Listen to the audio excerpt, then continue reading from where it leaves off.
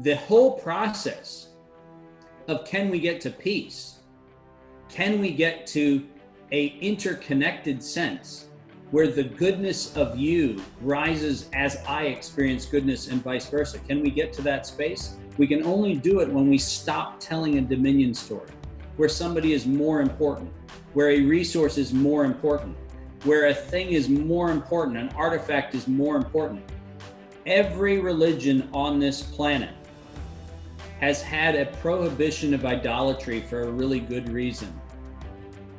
Because things, particularly when they start embodying essence or meaning, things distract us from reality. And if what we can do is access a place where we don't see ourselves as more important, but we see ourselves as inextricably linked to the importance of the whole, right? That's how I view my world. And that's, by the way, why I don't have a threshold of cool points before I'll talk to people. I don't have a minimum threshold of how many viewers you have to have. I don't do that because I live the world that I value. And the world I value says that Matt and Dave in this moment are emitting an energy and are sharing a life force that will have a field effect. I don't know what that field effect is going to be. You might not know what that field effect is going to be, but what I do know is that the intention of this communication is for the benefit of humanity. And as a result, we can, in this moment, beget that world of peace. Hello, this is Dr. Ida Ubuntu Chan. Welcome to the Dr. E Show, a show exploring the frontiers of our human possibilities in areas like health and wellness, science and spirituality, quantum biology, and conscious living, so that together we can awaken the best of ourselves and create our most joyful and fulfilling lives.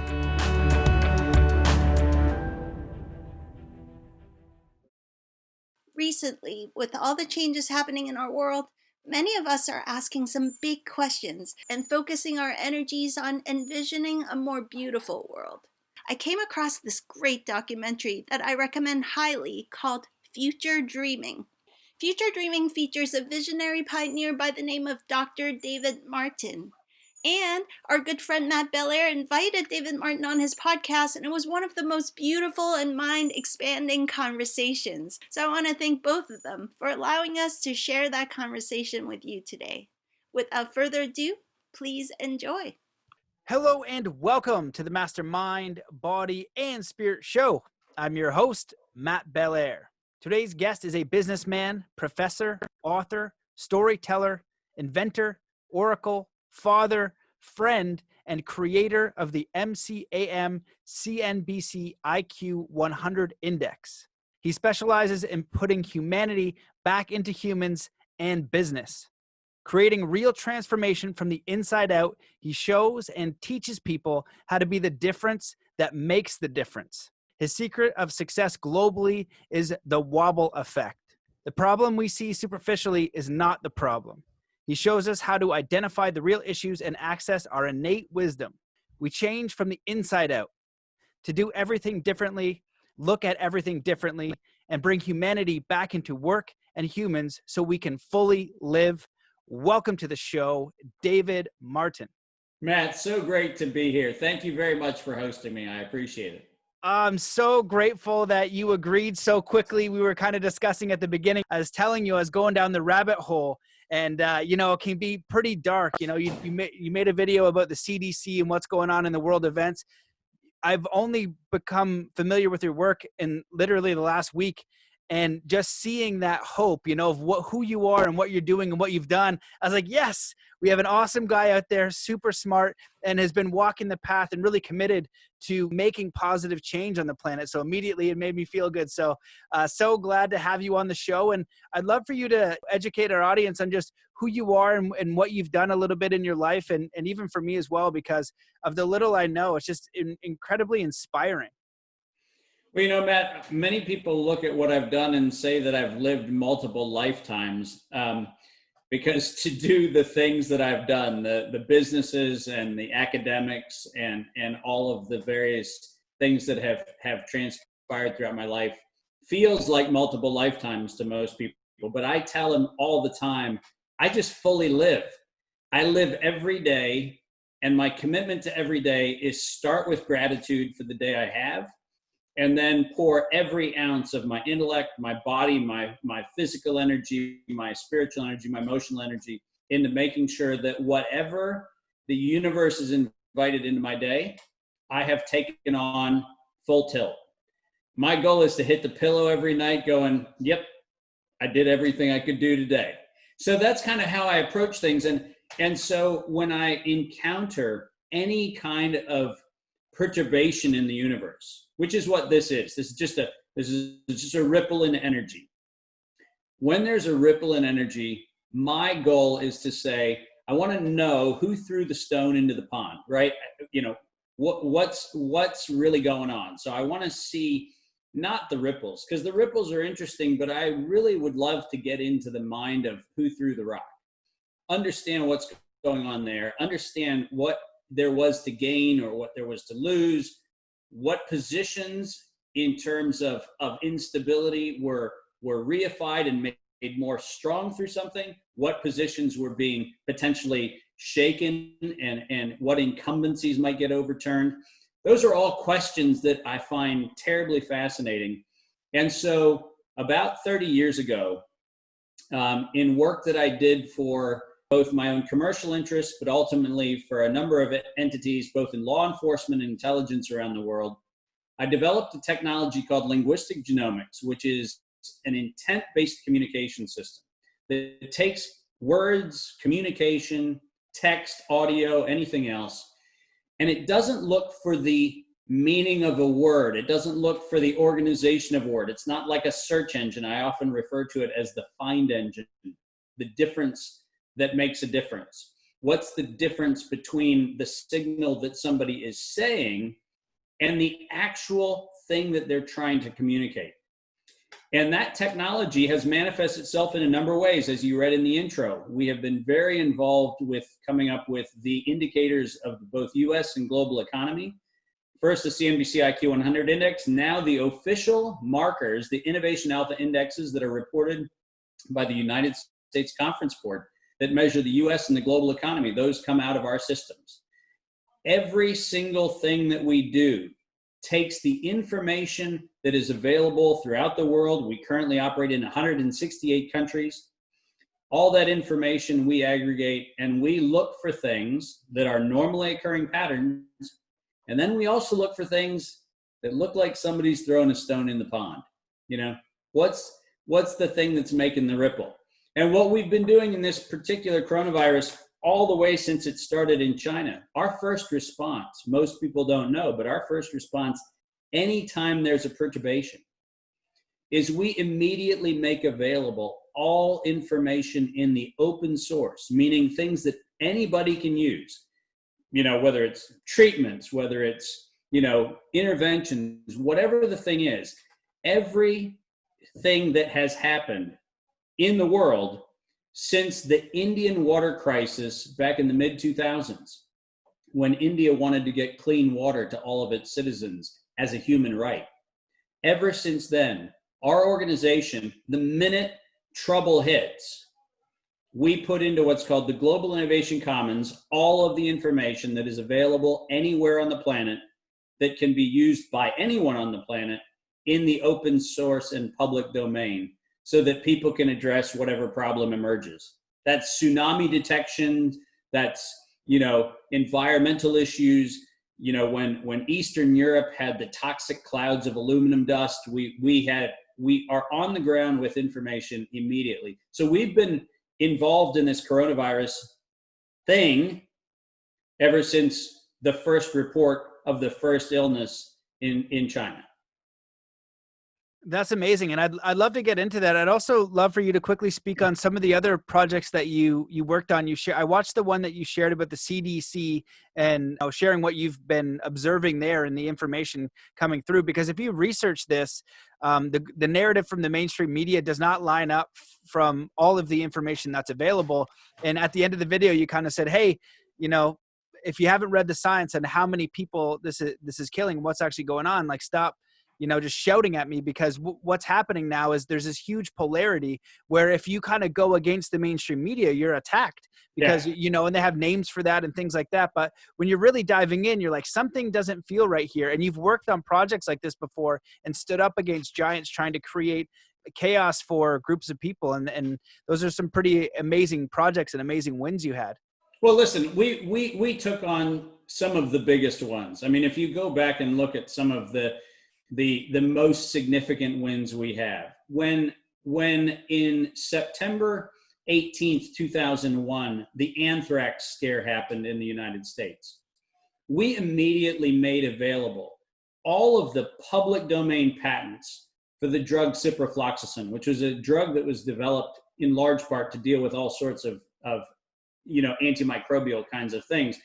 But ciprofloxacin, which was held by Bayer, and it's once again a patent that Bayer insisted that they held, but the patent they had was on a formulation of the drug, not on the drug itself.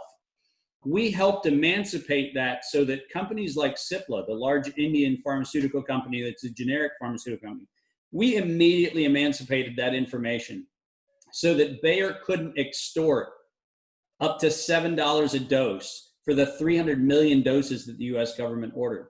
Those were things that we were able to drop to 70 cents a dose. Why? Because we emancipated information. And by the way, at that moment in time, when everybody was fearful of the alleged anthrax scare that was allegedly going to take us all out, we knew there was something wrong, because we had picked up a big purchase by the US Army back in May, when mysteriously the Army started buying ciprofloxacin, which was a drug that they hadn't been buying for a long time. And suddenly they started buying millions of doses. And you sit there going, that's an anomaly. Pay attention. There's a ripple in the field. Pay attention to that thing. And what we did was, having paid attention, we provided the information that was instrumental in lowering that price and making the world easily capable of accessing what was needed for that anthrax outbreak. Take another example. When the Prince of Liechtenstein, in collaboration with a Texas company, decided to patent basmati rice, and you heard what I just said, they tried to patent basmati rice. How ridiculous. Basmati rice has been available in the Indian subcontinent for the last 3,000 years. But the Prince of Liechtenstein and a Texas company decided to file a patent, effectively blockading the right of India to sell something that it's been trading for 3,000 years. We were the only ones to stand up on behalf of the Indian government and get that patent overturned. Those kinds of David and Goliath scale stories are the stuff of our life. And the thing that we find compelling is that behind every one of them is the cover story, right? Right now we're dealing with COVID-19. Well, what's COVID-19? COVID-19 is an unprecedented designation by the World Health Organization where they decided to name a set of symptoms. They decided to name a set of symptoms a disease. If you read the actual documents from the International Committee on the Taxonomy of Viruses, you find out that even when they were coming up with the, is SARS really SARS, or is this a new form of SARS, what is it? When they were debating that, they very clearly created a distinction between the virus, coronavirus, and COVID-19, the set of symptoms. Now, that was an unprecedented move. Why did they need to do that?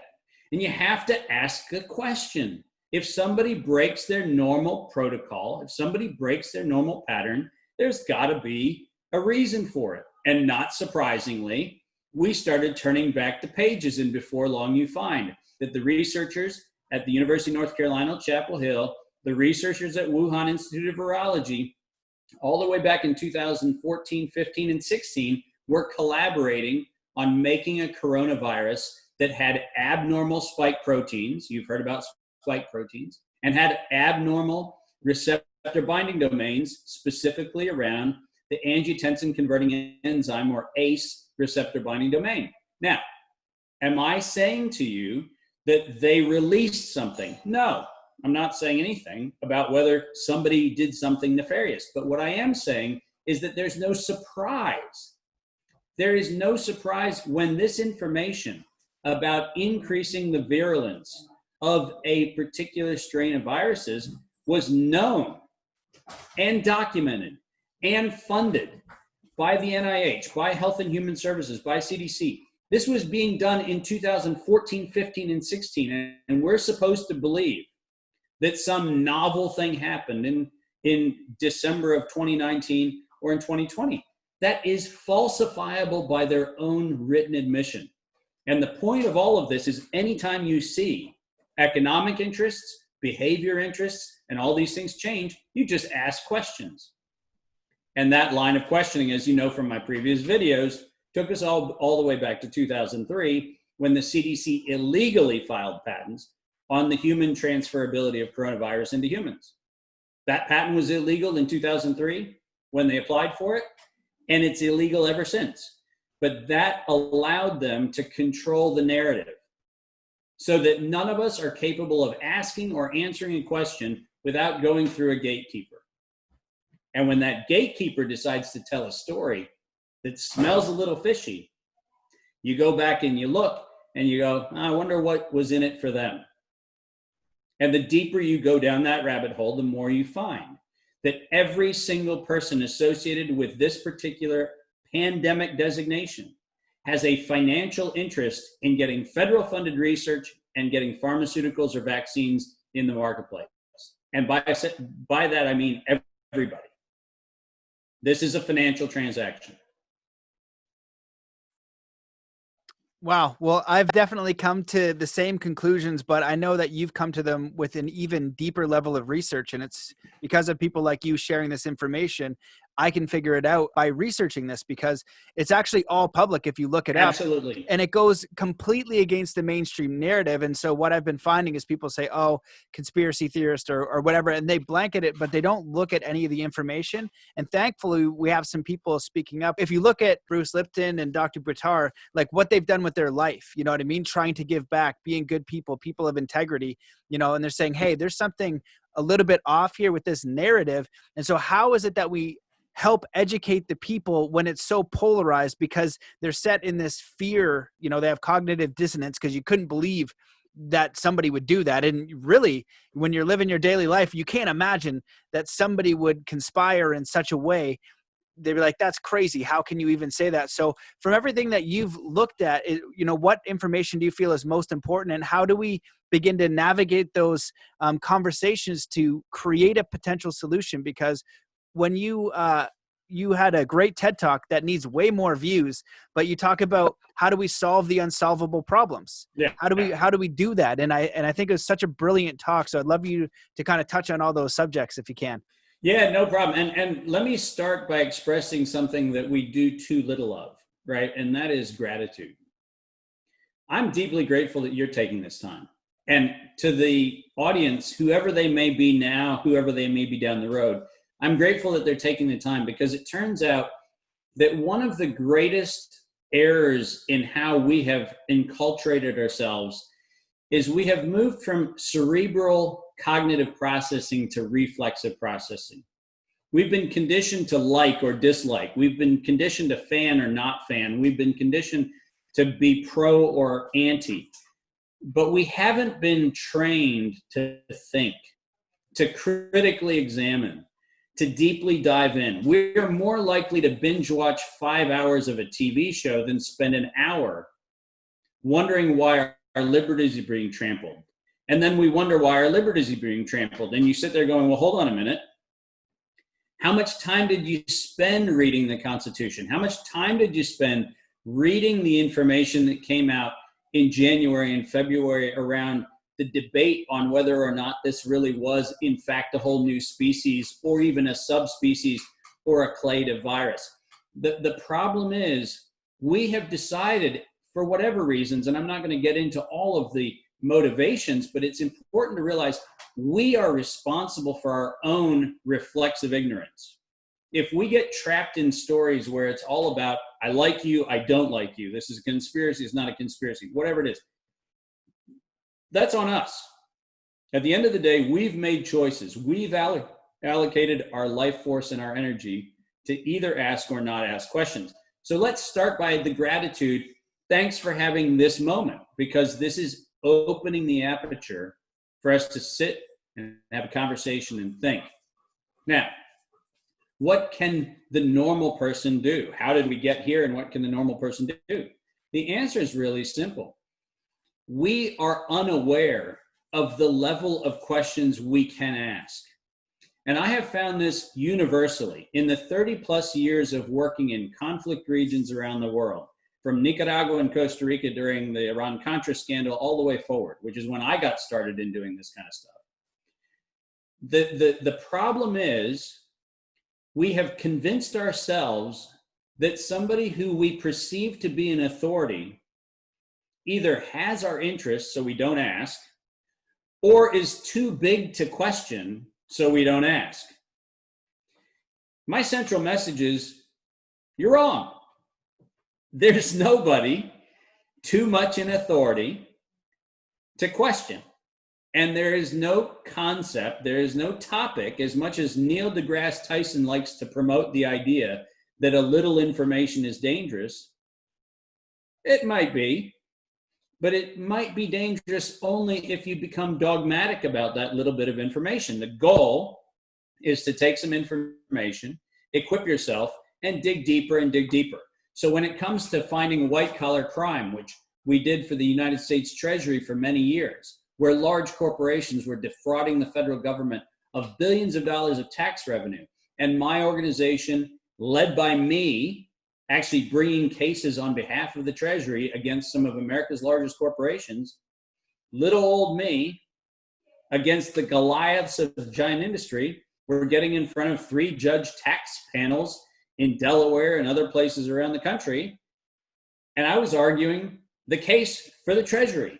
Now, am I qualified to do that? Well, let me tell you this. The first time I walked in front of a 3-judge panel in a courtroom in Delaware, I did not feel qualified. And the defense for a company that had defrauded hundreds of millions of dollars from the United States government was, this guy, Dave Martin, isn't qualified. Here's the point. I never represented myself as qualified.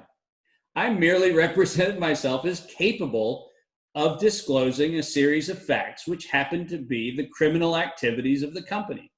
And their defense was, we don't like him. That was their defense. Guess what happened? The 3-judge panel ruled in favor of my argument and actually increased the damages.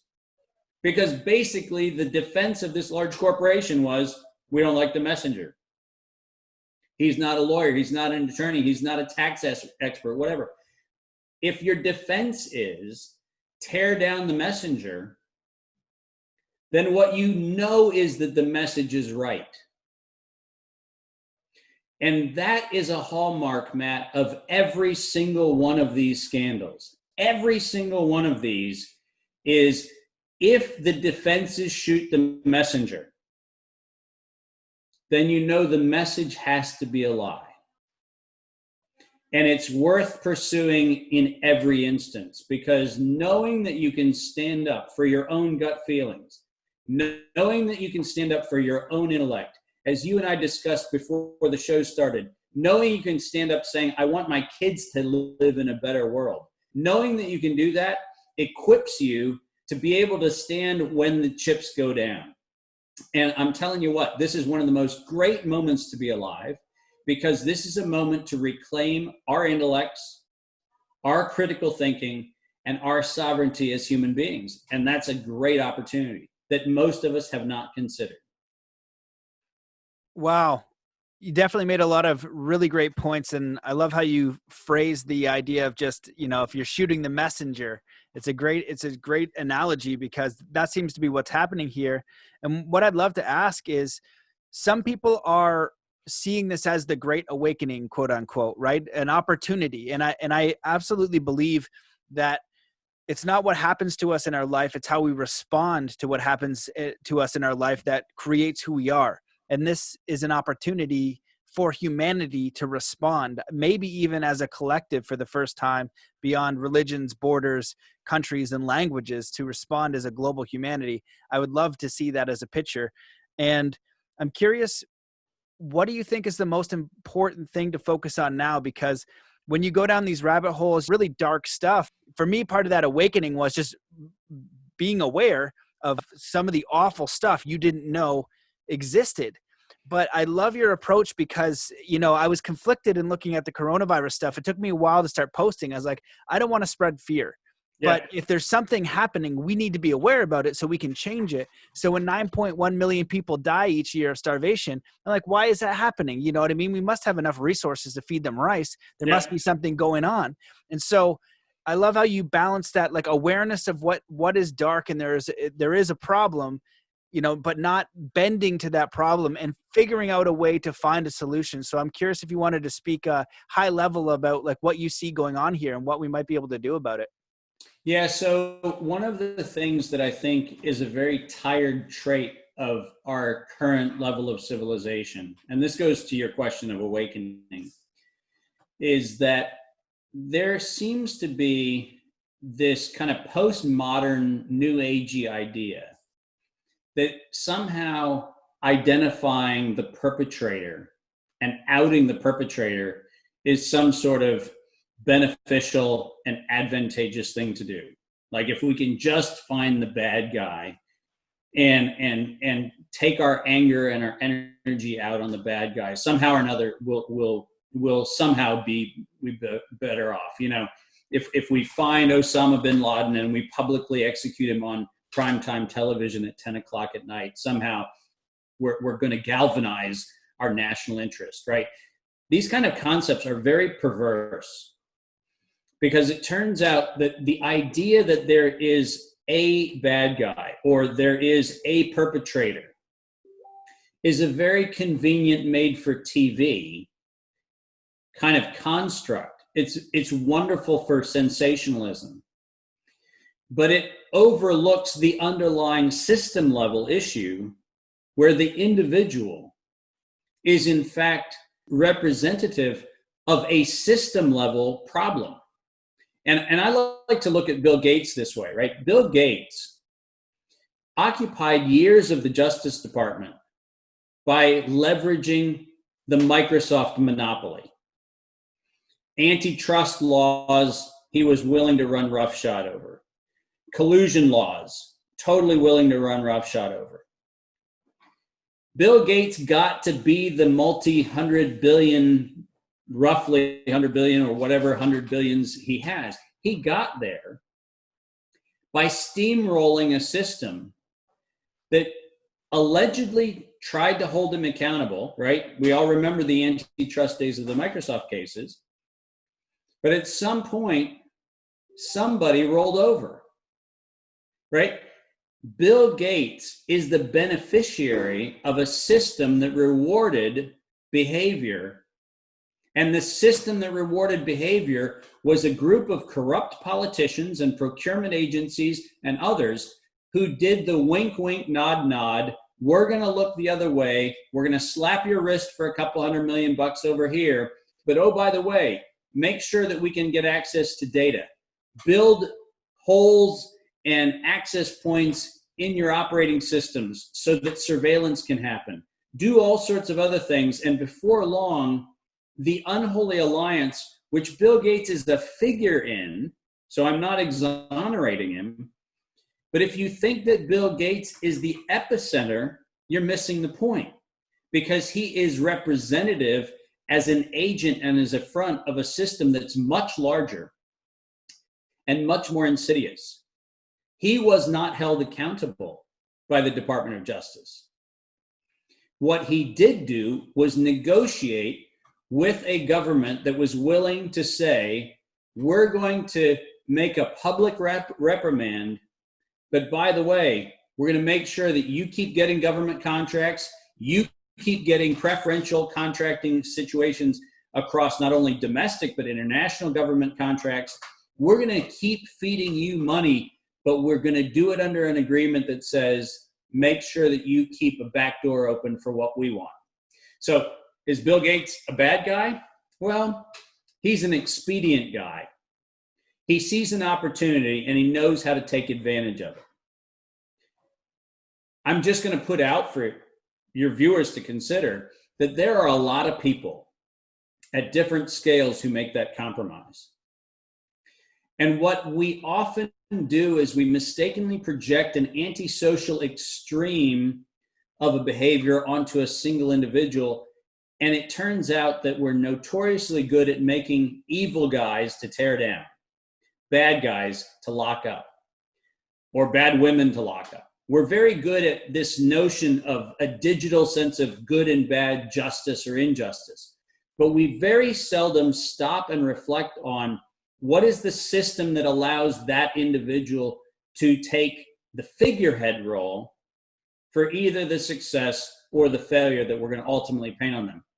Now, the reason this is important is to say that if we took Anthony Fauci and Bill Gates and Ralph Baric and people at the World Health Organization, some of the researchers at the Wuhan Institute and the US AMRID at Fort Detrick, if we found all of them and we said, let's, as a public, descend on them en masse and let's lock them up, right? Let's throw away the key. We would have done nothing to disrupt the system that actually created those individuals. And that's my mission.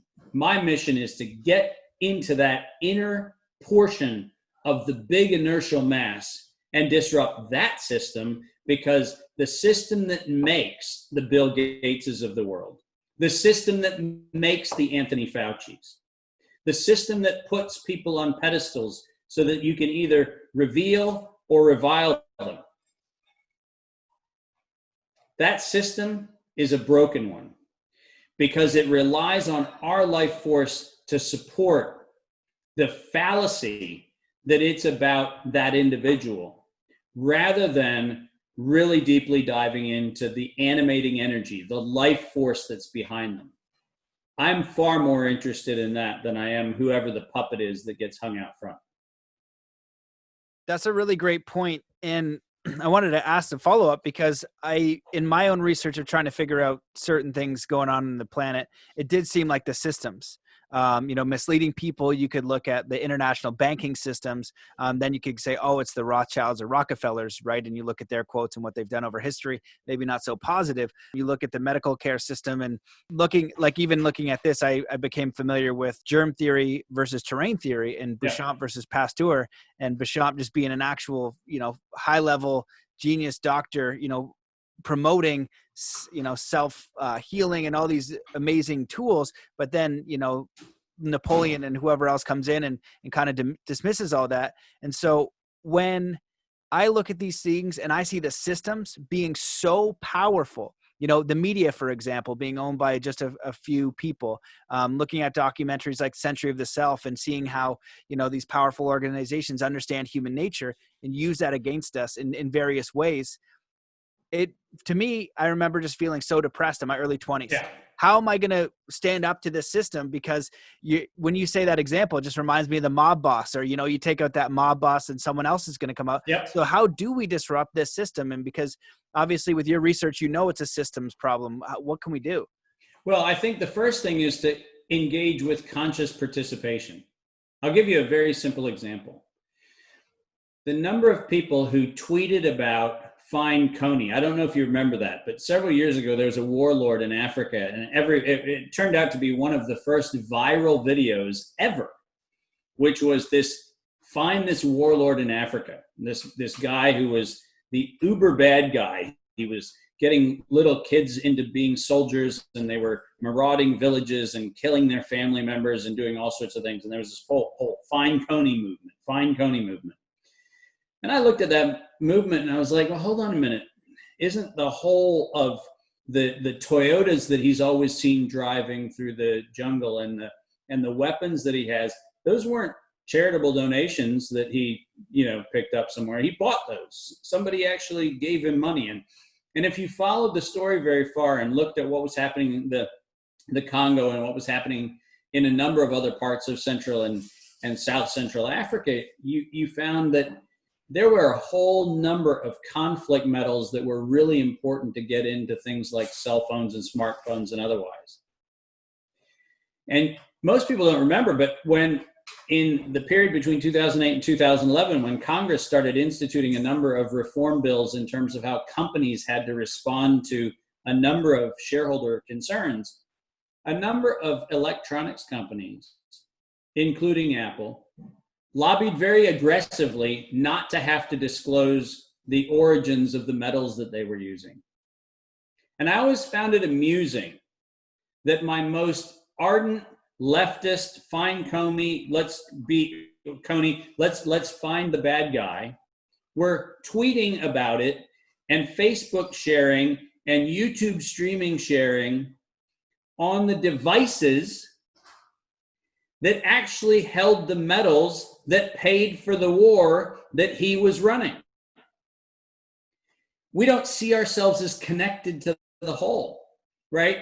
We don't see the 35-year-old in South America mining lithium, who's dying, by the way, of silicosis, a horrific lung disorder, because the mining conditions for lithium mines are dreadful.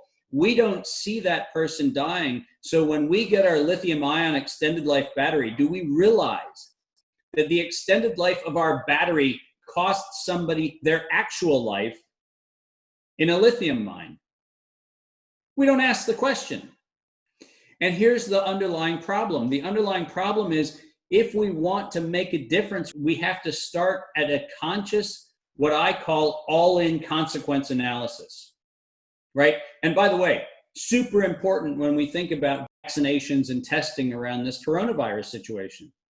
We may very well come up with an intervention, and it may very well block the ACE receptor and somehow stop the coronavirus from getting into our cells. But do you think that anybody right now in Gilead Sciences or at Ridgeback Pharmaceuticals or J&J or Sanofi, do you think any of them are actually contemplating the long-term effect?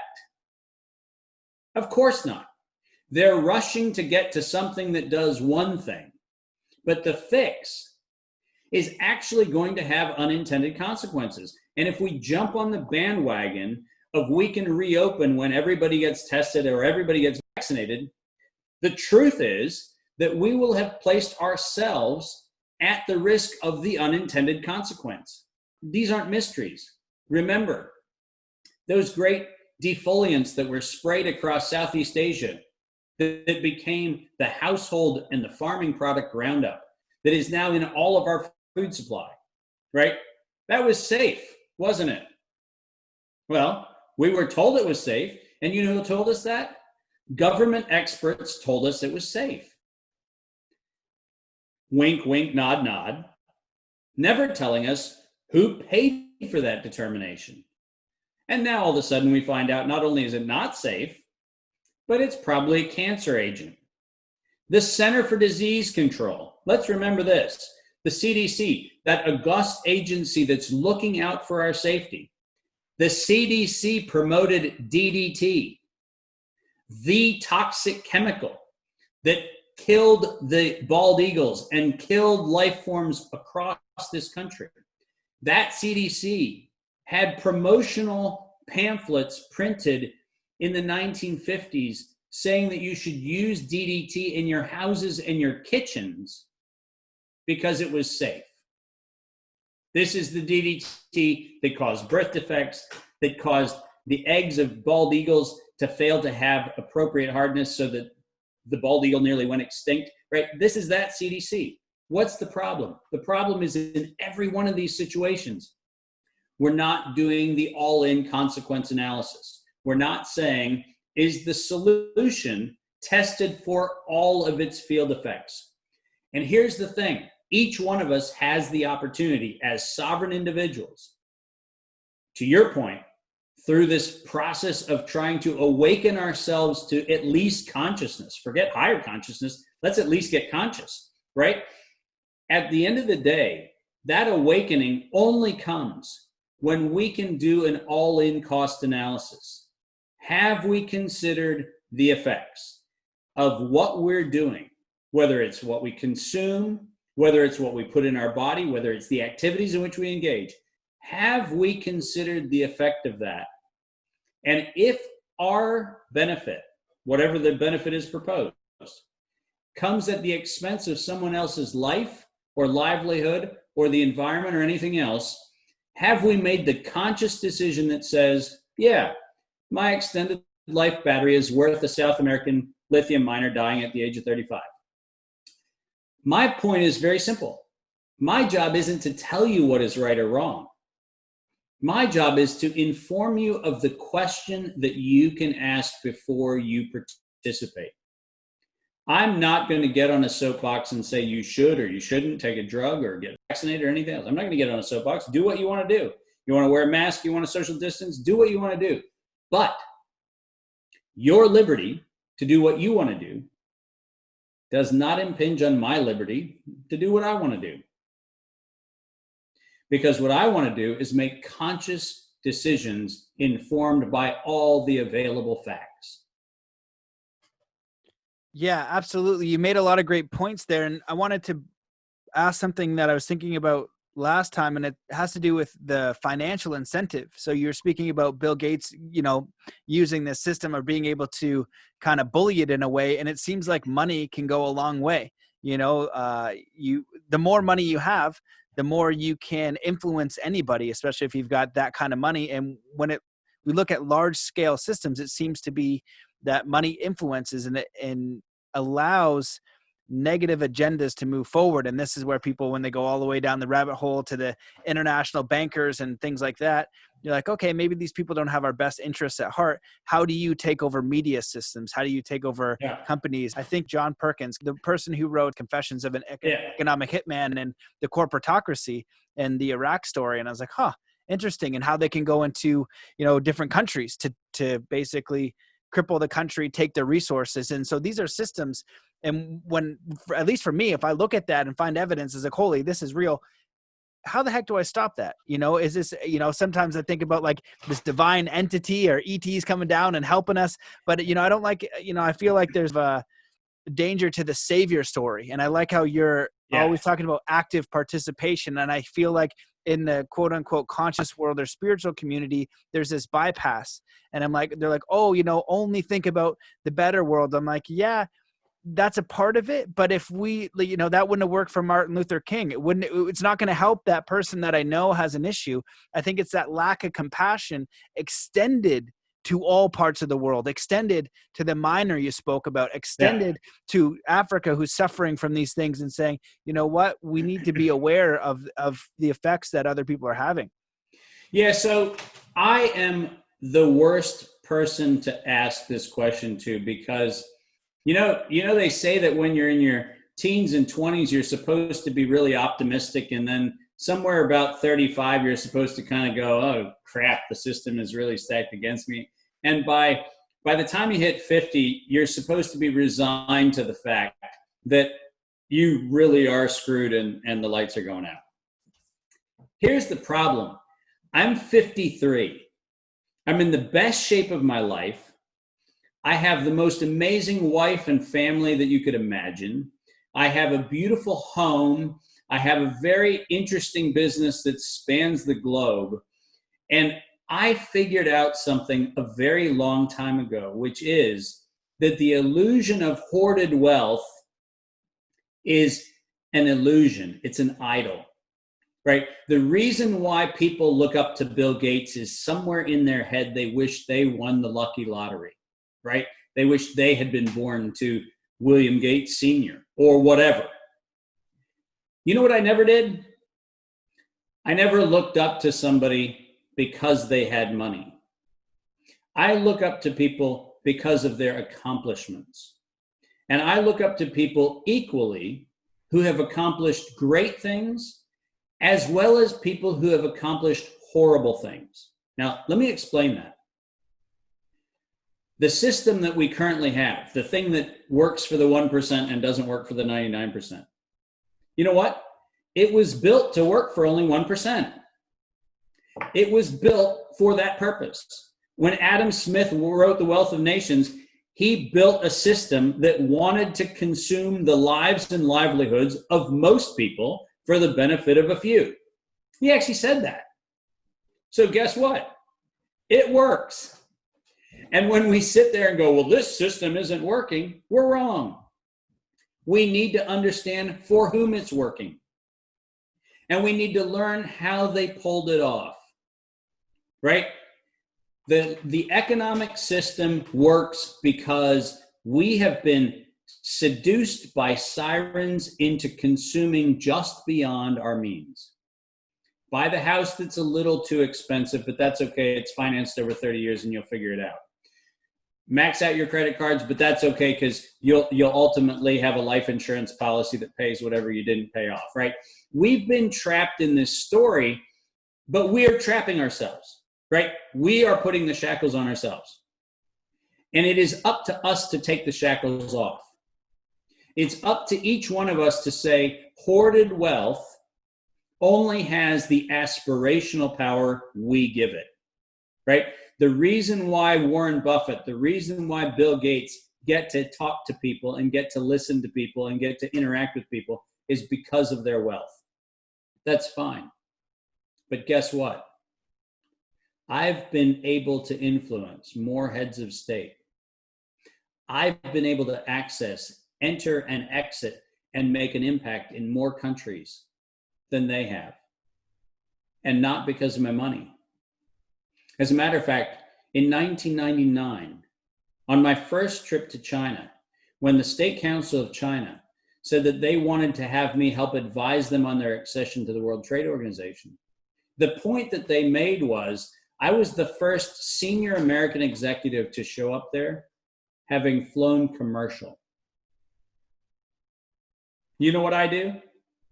I put my pants on one leg at a time. I don't have somebody putting my pants on for me. You know what else I do? I drive my own car and I ride my motorcycle. You know what else I do? I work out every day. And after this conversation, I'm going to go into the kitchen and I'm going to wash the dishes and I'm not going to have somebody do it for me. I live fully. And it turns out that I have empirically proved with my life that you can accomplish more with integrity than you can with money. And I want that to settle into people, right? How did 500,000 people around the world suddenly find out about the CDC collusion with the National Institutes of Health and with NIAID and with UNC Chapel Hill and with Wuhan Institute of Virology? Was it because I paid a marketing firm to get me in front of 500,000 people? No. It's because integrity is in short supply.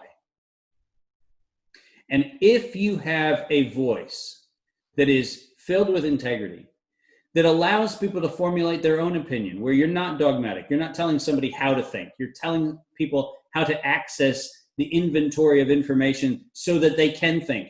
It turns out that that very core distinction lands you in a place that no money can buy. So I'm going to give you a really simple axiom that 53 years in has made me one of the cockiest, most confident people I know. And that's not a good thing. I'm sure there are a lot of people who go, what an arrogant guy. But let me just say this. I am not cocky and arrogant because of some sort of fantasy about my life. I am cocky and confident because I have actually put wins on the board when I was told I couldn't. And I was told that the reason why I couldn't was because I didn't have the money to do it. You know what? It didn't take money. It took integrity.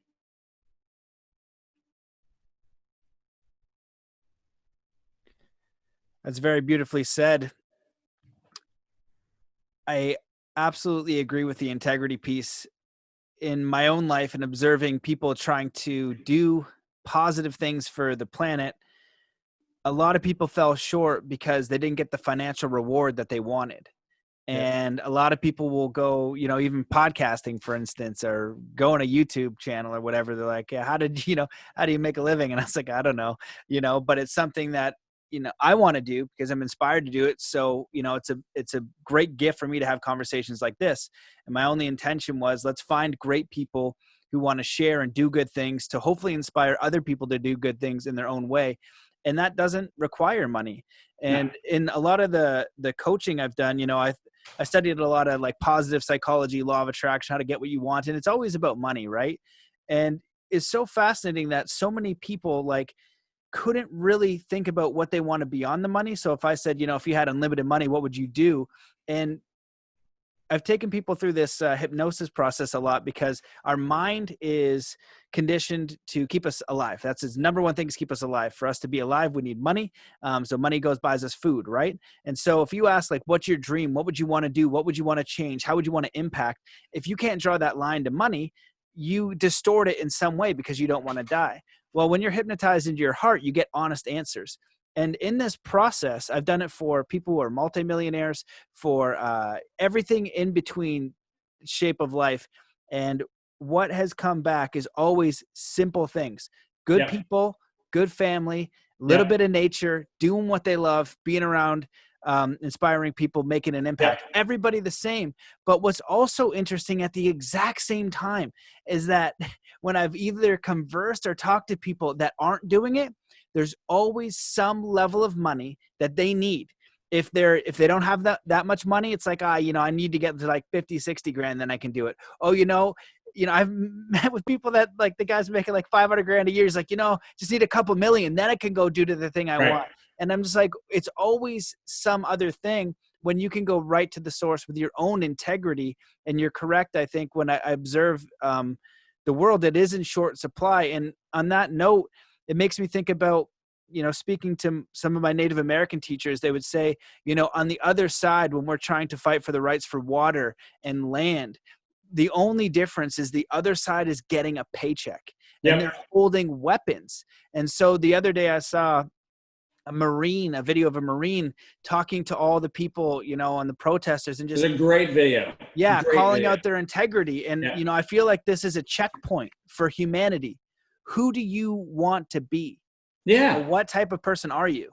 And herein lies that really core issue, because, one of the things that I love about also being 53 is I have the ability to have one thing that has never been a space where I've had to compromise. I don't have to explain why I was in a place I shouldn't have been. The reason is because I've lived this way my whole life. I don't have the secret that you're going to pop out of a closet and hold over my head. And that absence of the secret means I can remember what I said, because all I have to do is recall what I did. I don't have to do something else. I don't have to be beholden to another master. And I think this is a beautiful moment in time where, to your point earlier in the conversation, what is the awakening? The awakening is really to say, yes, as a collective, we've had our butts kicked by the suspension of liberty. Has it been legal? No. Have I given evidence to violations of the Constitution? Have I given evidence to the violations of antitrust laws? Is there evidence of gross abuses that have materially harmed millions of people across this country and around the world? Absolutely. But this is a moment where we get to decide who we are going to be. Are we going to be a mob seeking vengeance? Or are we going to realize that all of this was taking place while we were sleeping? We weren't paying attention. We didn't pay attention in 2012 when coronavirus showed up in the Middle East.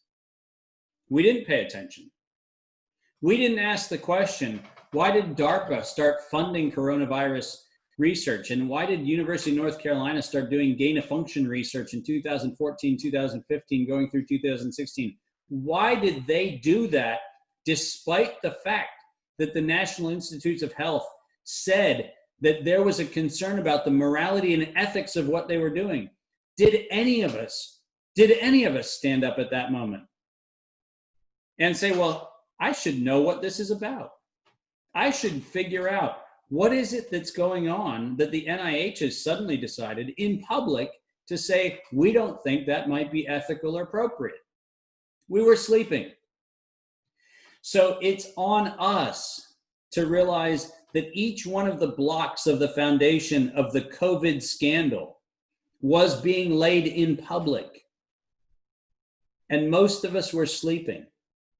And I think most of our anger comes from that fact. I think most of our anger comes from the fact that we've been had. We've been caught asleep. And to your earlier point, my extreme desire through interactions like this is to say, let's stay awake, right? This is going on.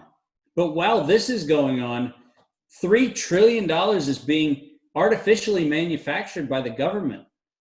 And that $3 trillion is not coming to us as individuals. That $3 trillion is coming to prop up financial institutions that got propped up a few years ago and seem to be in need of propping up again. Somebody should be asking that question. That's a while we're sleeping thing. We're distracted over here with coronavirus and COVID-19. We're paying no attention to the fact that trillions of dollars, which ultimately are going to be paid by us, are being manufactured.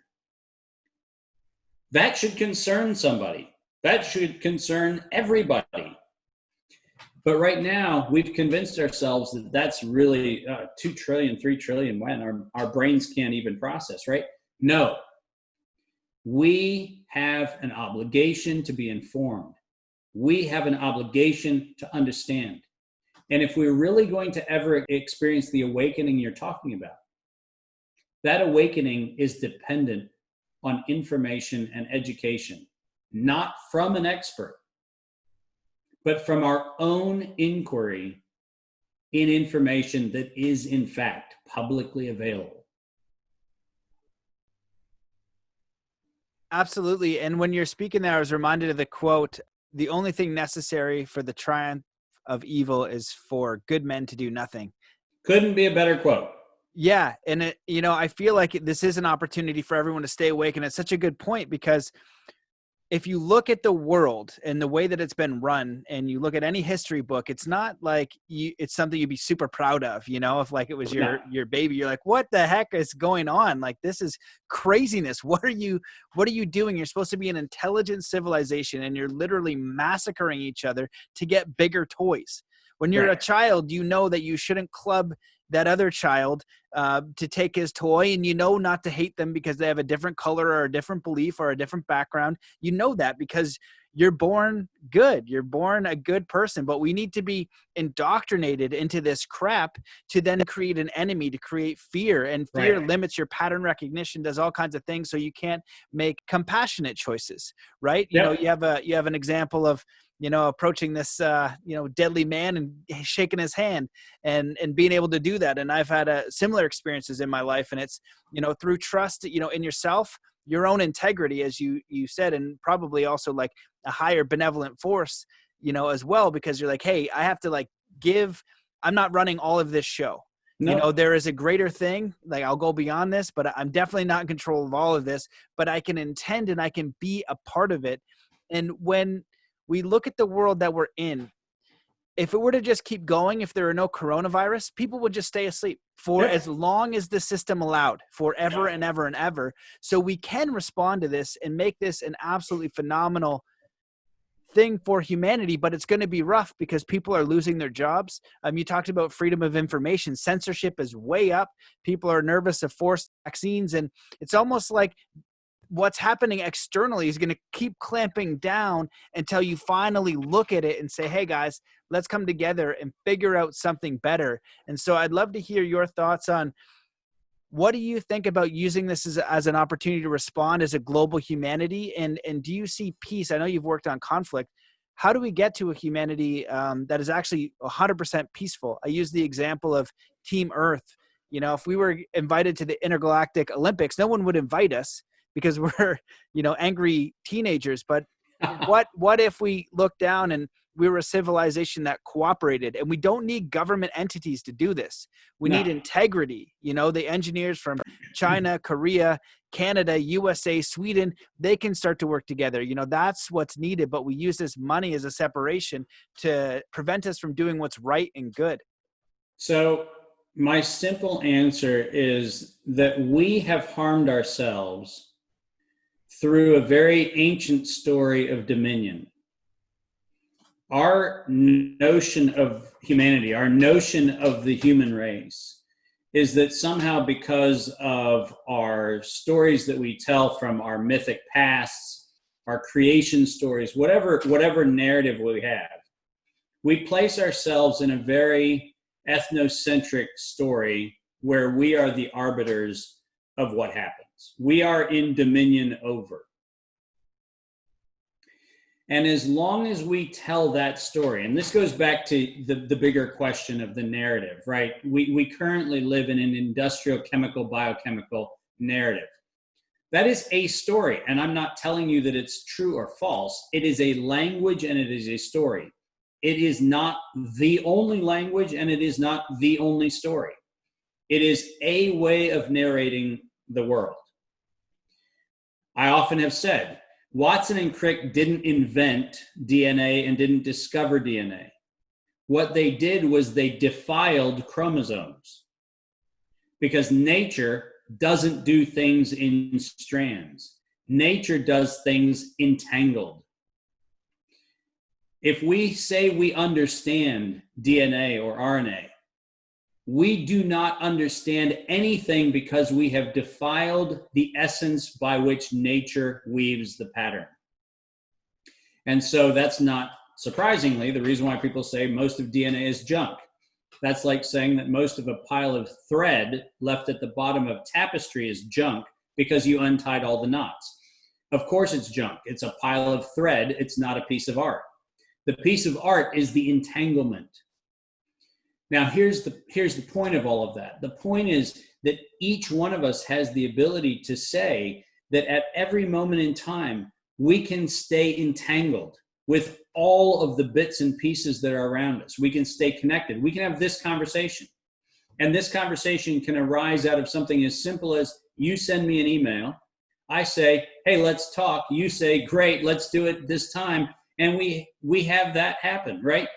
We don't have to live in a world where I, because of what I've accomplished in the world or because of the field effect I've had, somehow have to go, Matt, I really need to know whether it's worth my time. If the only people having the conversation right now are you and me, it's worth my time, right? The whole process of can we get to peace?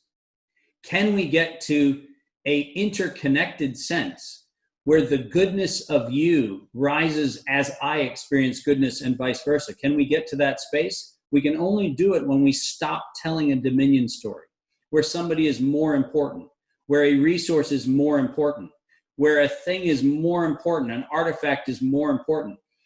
Every religion on this planet has had a prohibition of idolatry for a really good reason.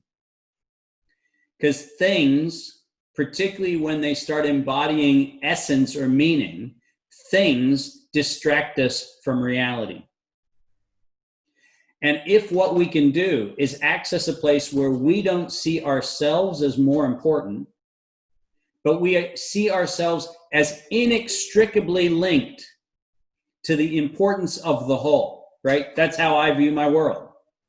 And that's, by the way, why I don't have a threshold of cool points before I'll talk to people. I don't have a minimum threshold of how many viewers you have to have. I don't do that because I live the world that I value.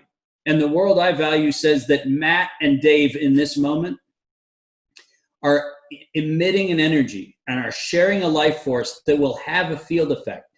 I don't know what that field effect is going to be. You might not know what that field effect is going to be. But what I do know is that the intention of this communication is for the benefit of humanity. And as a result, we can, in this moment, beget that world of peace because we take away the sense of dominion. I'm not cuter. You're younger. You got beard that I can't ever even imagine growing. Thank God we're both bald so that we at least got that going together. But man, and you've got vibrancy and you've got vitality and you got really cool graphics behind you. And I've got an old bookshelf made out of church pews. But the point is, there's not a better or worse. We are two human beings entangled in this moment, creating the tapestry of life. And the minute we can take that view, we can build the peace between each other.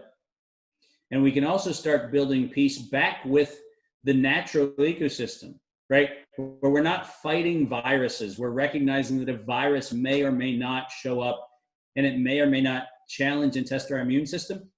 But you know what? I am not the virus. I'm me. I'm encountering energies all the time. Some of those energies I encounter do me harm. Some of those do me good.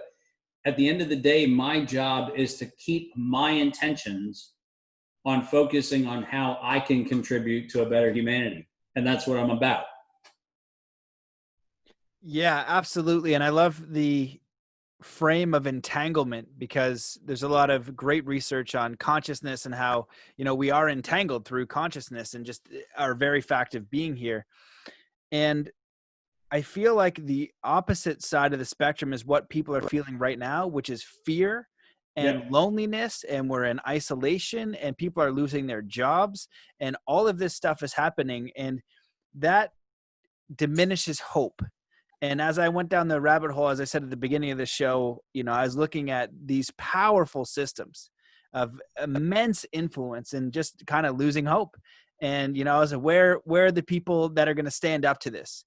Where are the people that are going to stand up for what's right and for what's good and for what's true and build something that's better? And I think that we have that opportunity now. Yeah. And so what would you suggest? I feel like too, part of this, like I've looked at some of the numbers of what's going to happen in the world of potential food shortages in other countries that don't have the resources. I'm luckily okay right now, barely. Yeah. I know a friend of mine who messaged me, said, thanks for what you're sharing, because I have one daughter and another one on the way, and I'm going to lose my house. I can't go to work. And when you're in that state of fear and literally survival, can you share a message to those people and how you might help them with some sort of frame? Because it's a very dark and challenging space to be in.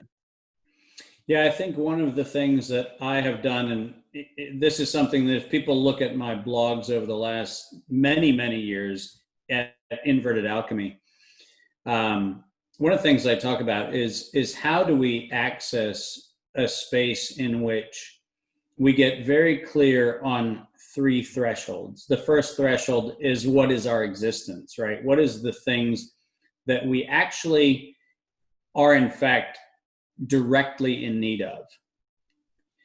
And then we get into the second threshold of, what are the nice to haves? And then we get into the third threshold of, what are the things that we aspire to, right? Those are three different thresholds. And one of my Buddhist friends in China that I spent about 7 years working with said that when you can collapse those into only wanting that which you need, you have actually found life. In other words, let's just take, for example, the house I'm sitting in right now. This house, which is a home for me, has variously, since it was built in 2005, been the home for somewhere between 40 and 50 people.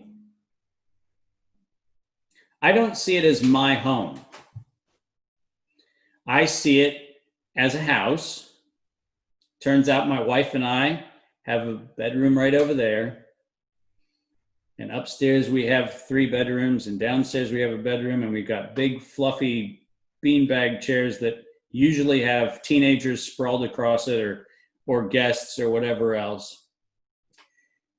The reason I'm saying this is I am absolutely sympathetic to your friend and all of the people who are struggling right now. But I'm going to tell you what I do. What I do is, as I've said many times, I build a web of connection. I build a web of connection that says that I want my house to be a shelter for those without. I want my table to be a table to feed those without. And rather than doing that in times of crisis, I maintain the discipline of doing that so that when I have anybody in my ecosystem that finds themselves in need, the need gets erased. The need gets erased because I have a network that knows that if things get tight, they can probably come here. And they can live here for 6 months, or they can live here for a year. Now, that's how I've practiced my life.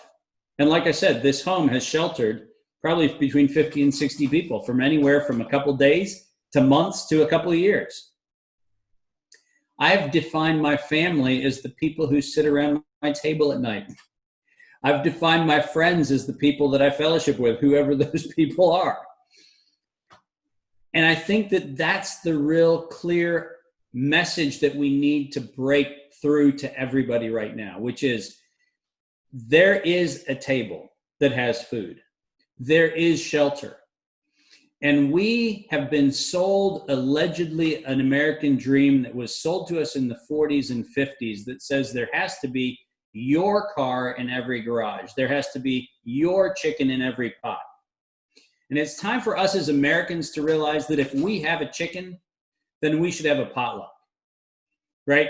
If we have a house, we should have people over, right? The issue is, this is a moment for every American to do the right thing, which is to remember to be a neighbor, right? Don't let somebody suffer in silence. Don't let somebody suffer without food or shelter, right? And by the way, I'm not preaching it. I live it. On my watch, whether it is the person who's sitting at the corner of the freeway that I have to drive past when I come in from town back out to my house, there is an extra sandwich in my fridge. And that doesn't take a coronavirus. That doesn't take a catastrophe. That takes humanity.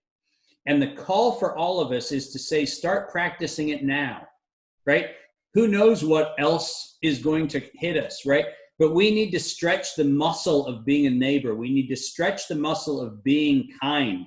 We need to stretch the muscle of being generous. There is not a single person in this country that should or could be without. If any of us embrace the humanity of saying that we are stewards of what we have, we are not owners and hoarders of what we have. That's how I live. That's how I've lived every day. And that's how I'm going to keep living. Because the America and the world I want to live in is an America and a world where that doesn't sound strange. Amazing. That was so beautifully said. It really echoes a podcast I did a few weeks back with Zuni elder Clifford Mahudi and David Lombear Senepas. And Clifford Mahudi was talking about the spiritual teachings that he was taught from his elders. And they were all very basic, common sense things. And, you know, one of them was respecting your friends, respecting your family, respecting your parents and your elders, respecting the land.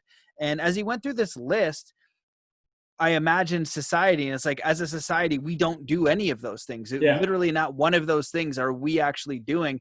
And they constantly speak of extending your compassion and actually doing something. You know, when you see somebody that needs help, actually give them $1 or give them a sandwich, and don't judge them for who they are. They need help. And a lot of people want to be spiritual or, you know, kind or quote unquote conscious, but they're going to a meditation, but they go past the people that are asking for help because they've made this immediate judgment. Yep.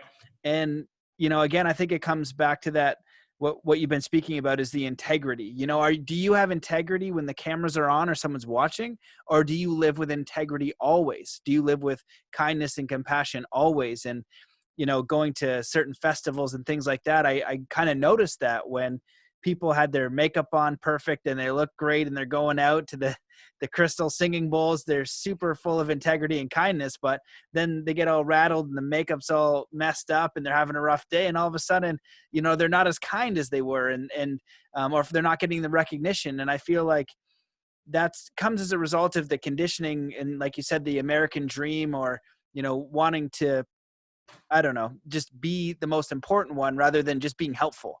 Yeah. and we have that opportunity now. So, I really love what you said, and I want to honor your time. I know we're going a little bit late here. Is there anything that you wish that I had asked you, or is there anything that you would like to share before we close it out? Listen, I am deeply grateful that you've taken this time. I'm deeply grateful that you're sharing this. I'm deeply grateful to the community that will ultimately experience this conversation. And what I know is that as long as I have breath, the things that I say and the things that I advocate and the way in which I live is going to be a persistent and generative gift. And I am deeply grateful that you've made this moment happen. And I look forward to future conversations because there is a world that is still to unfold before us.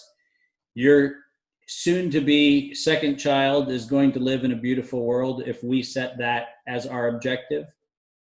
Thankfully, I have 3 lovely kids who are living in a beautiful world. And every moment of every day, I'm committed to making sure that that beauty shines. So thank you very much. And I look forward to chatting again. I really appreciate that.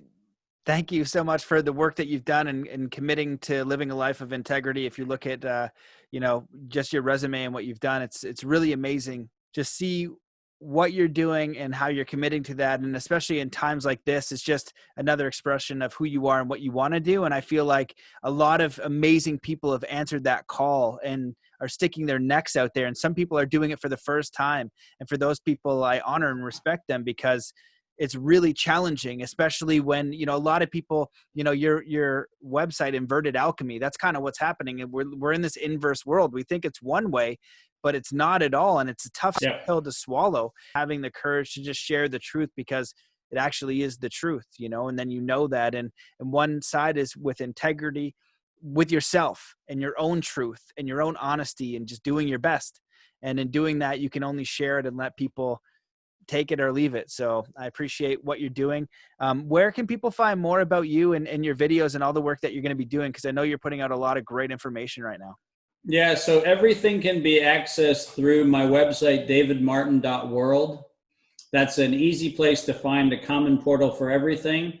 Navigating it is a little bit complex because there's a lot there. If you want to find the YouTube content, it's up on a channel, David Martin World on YouTube. I do Facebook Live events once a week on Mondays at 5 p.m. Eastern. And I am, as people will find if they look for me online, they'll see me on CNBC or Bloomberg or all over the place. I'm kind of the same guy no matter where you find me. So I encourage people to reach out. I try to communicate with as many people as possible. As you found out, I answer my own emails.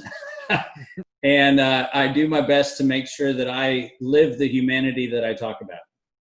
Amazing. Well, I definitely encourage everybody, if they're not familiar with your work, to check out your videos, to check out your work, to support how you can, and to, really take this message to heart because there's a lot of great gems in there. So thank you so much. And one last thing I'd point out, just on a broader philosophical basis, if you really want to dive into the way I think, spend an hour and on my website or on YouTube, look up Future Dreaming. It was a film produced by Kaya Finlayson, shot in Antarctica in 2015.